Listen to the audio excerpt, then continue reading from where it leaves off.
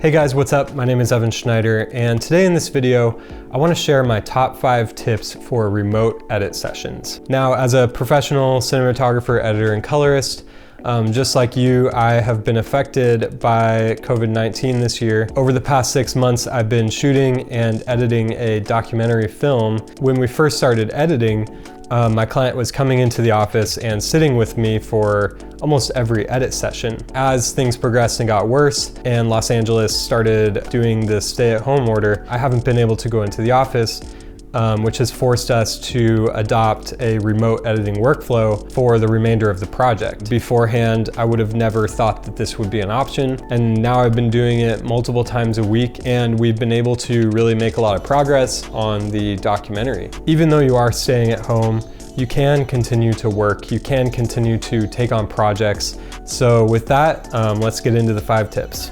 So tip number 1, use Zoom. After researching and trying out a couple different options, we found that Zoom has the best mix of no lag and a relatively smooth screen share with the ability to also see each other via video. And the cool thing about Zoom too is that you can actually send the system audio through Zoom so that the client on the other end isn't hearing the audio from your speakers through the microphone to them. It's actually sending the audio straight from Premiere into Zoom to the client. I think that's a big thing to pay attention to with whatever program you're using, which I think Zoom does really well, is that you want your client not only to be able to see everything really well, but they need to be able to hear everything really well. And I'm pretty sure Zoom does add a little bit of compression to the audio signal, but still, I think having that really good audio is key for your client to have a positive and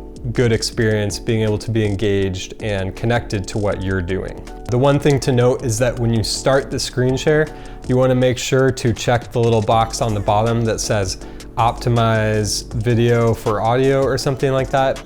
You want to make sure you have that selected because that's what's going to allow the sharing of audio. And then after you set up the screen share, you want to make sure you go into the Premiere Pro audio settings and change the output to Zoom audio.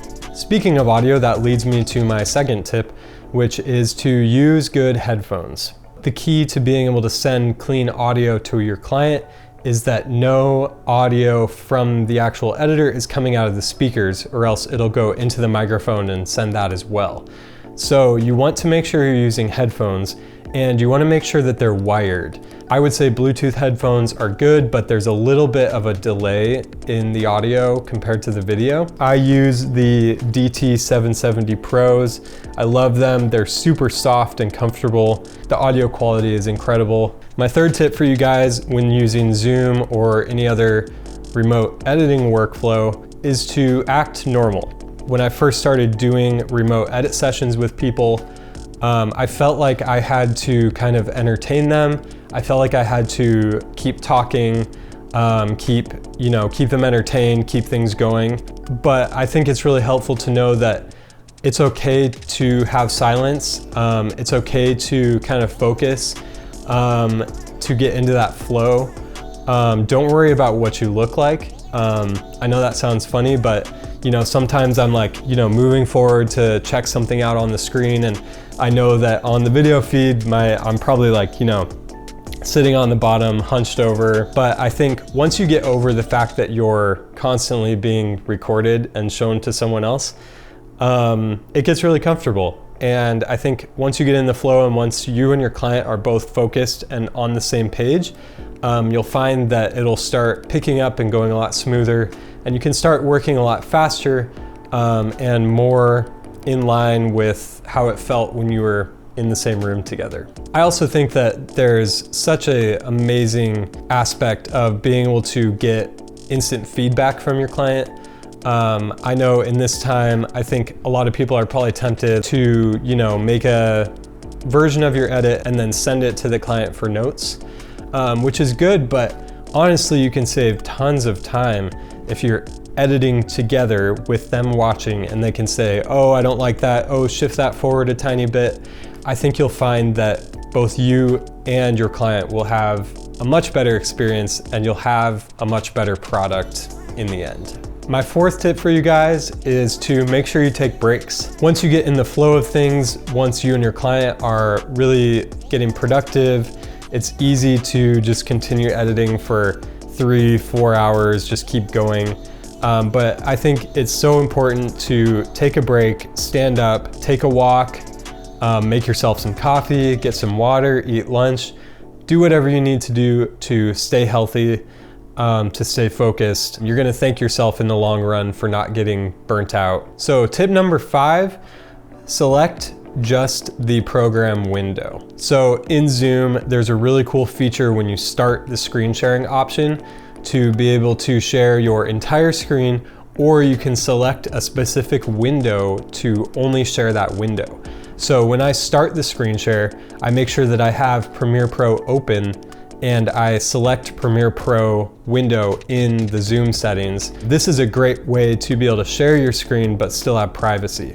So when you have Premiere Pro selected on the screen share, even if you open a Finder window or you open your email to check something, or you open your text to text someone back, or a notification comes up, the client will not see that and they'll only see the Premiere Pro window, which is super helpful. It definitely relieves me of anxiety. This is a way to get that freedom back and to not feel so locked into the remote session.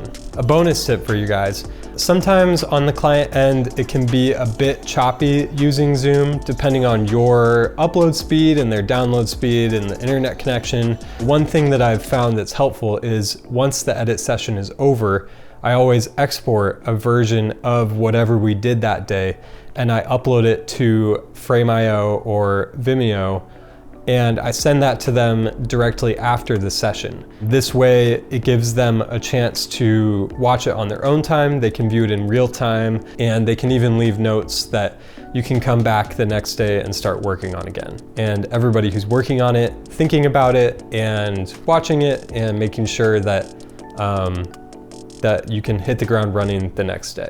If you've been doing edit sessions yourself, I'm wondering what tips you've found that have been super helpful.